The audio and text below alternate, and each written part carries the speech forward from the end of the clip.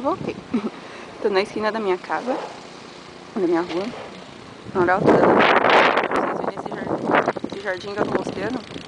Tá com mais ou menos 1,10 m, 1,20 m de altura. De neve. Tá nevando muito. Quer dizer, nevou muito, né? Agora já parou. A gente teve azar de ter duas nevascas, uma seguida da outra, uma na terça, uma no sábado. A gente teve neve no sábado, depois teve neve na terça, depois teve nevasca no sábado.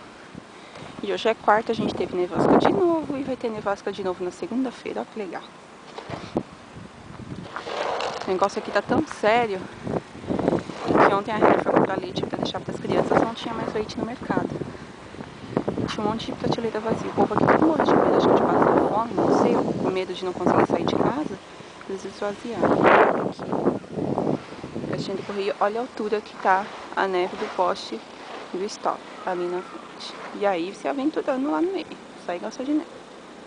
Ivy, say hi to the camera.